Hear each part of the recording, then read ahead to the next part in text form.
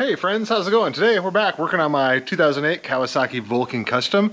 We're gonna be doing rear brake pads today. For those of you that have never done this before and are wondering if you've ever done brake pads on a car, doing them on a bike is way easier. You can do this. For the rear pads, I'm gonna be going with EBC brakes, FA231. They're an organic OE style replacement pad for these. For this job, it's really pretty simple. We're gonna need an 8mm hex to remove the two bolts that hold the caliper on itself. You're gonna need a flat screwdriver to pull out a cotter pin, or you can use like a pick tool. The pin on the back side of this caliper here is actually held in with a cotter pin. We'll remove that.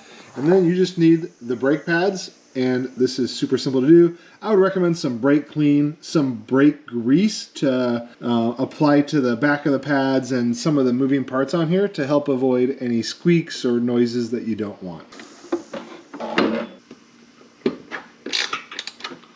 Might be a tight fit in there. If you have exhaust that's like mine, it's kind of the Cobra swept, so it comes up. So you may have to use a short little stubby socket. This one's too long for this, or one of those little handheld little like Allen wrenches, which I'm gonna probably have to use for this one. And then you just pull those brackets or those bolts out. They don't have to come out all the way. They just gotta unthread from the actual caliper right there, and it'll kind of pop off. You saw it move there. And then you can pull this guy up off of your rotor so we can get these pads out of there. So I'm just gonna cover my exhaust here with a towel. On the back pin on this caliper, there's that little cotter pin right there. We're just going to take a flat screwdriver or a pick, and we're going to pop that out really quick, and that will allow us to remove the pin that's actually holding on the brake pads back here.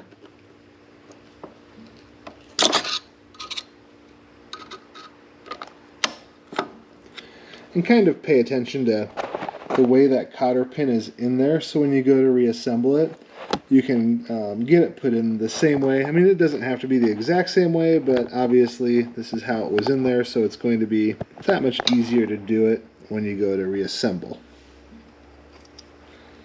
There's that pin. Just set that aside. You don't want to lose that. And then this pin back here, you just spin around.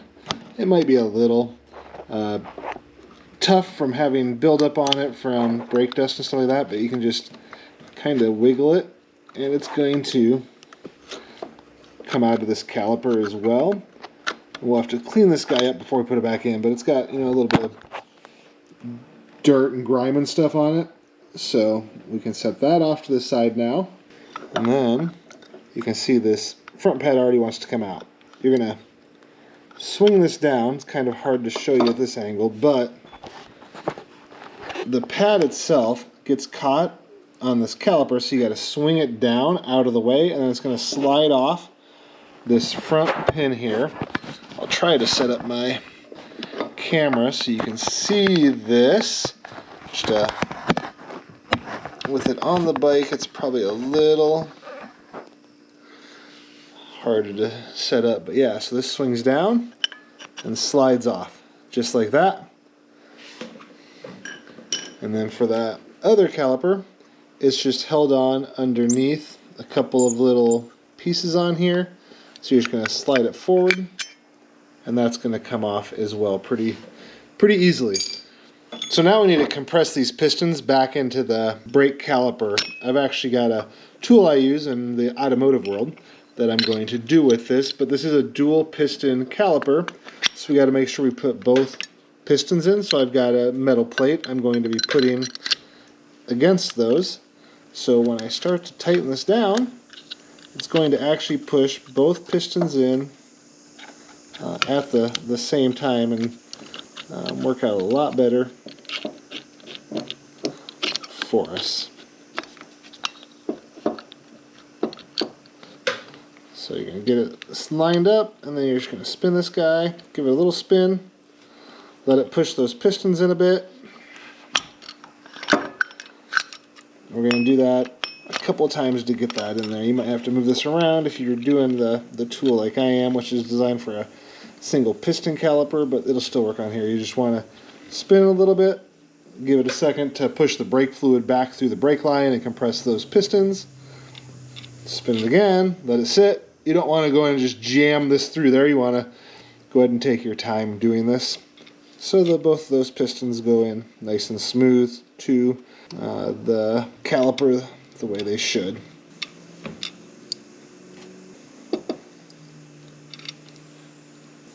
And then you can see those pistons have moved in to the caliper.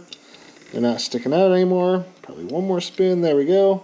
Let it sit for a second to get all that brake fluid time to get moved back through that line, and then we'll go ahead and remove this.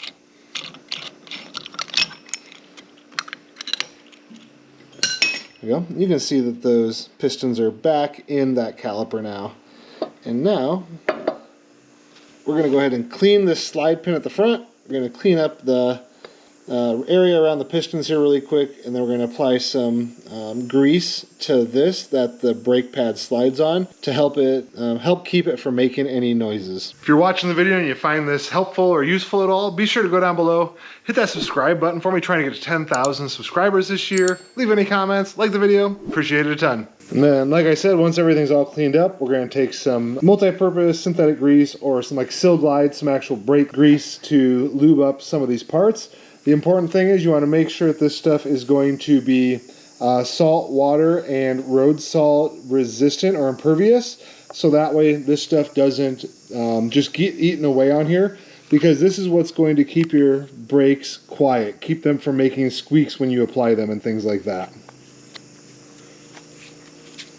We don't need a ton, just enough to kind of lube that up a little bit, make it simple, and then same on that front pin. We're going to go ahead and get some lube on there.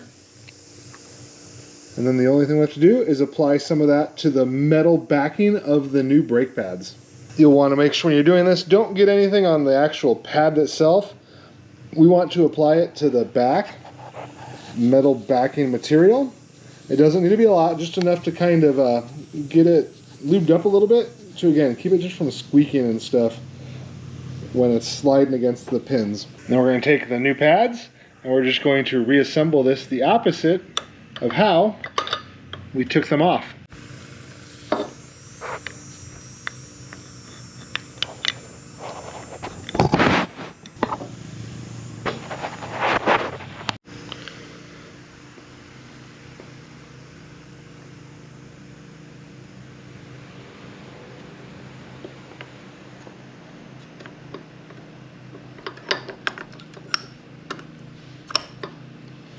That pad against caliper, again, just slides.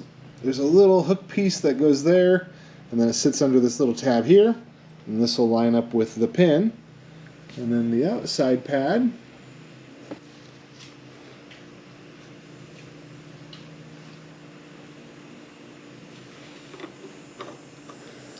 it'll slide onto that back pin, and then rotate up under here. And then now, we just need to slide the pin in right here, put the cotter pin in, and get ready to put it back on the bike. And we'll get our pin here all lubed up, gonna slide it in, get the brake pad lined up, all right. Kind of get it spun around so we can get that cotter pin put back in that hole through right up here.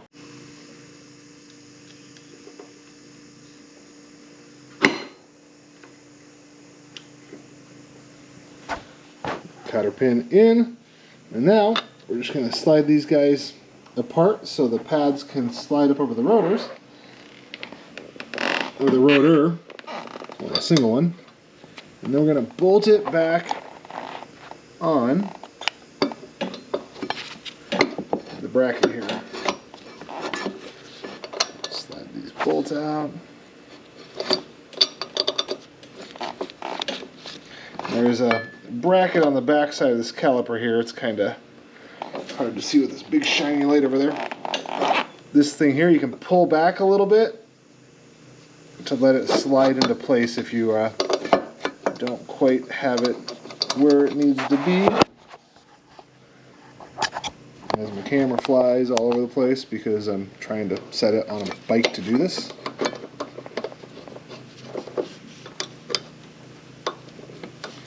And for those of you wondering, torque specs on these, I believe, are 50 foot-pounds each. Should be sure to double check that, but I'm pretty sure that's what it was from what I looked at on there.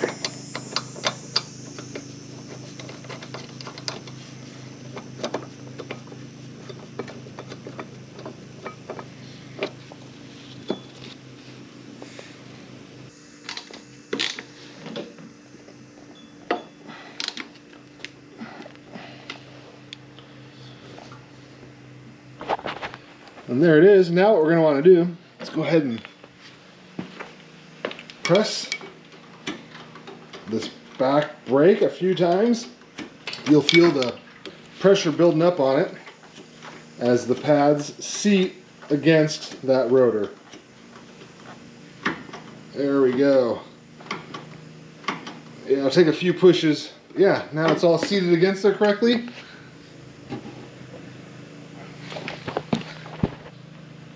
Just like that. And now we'll just take it out for a spin really quick, make sure everything's working good on there.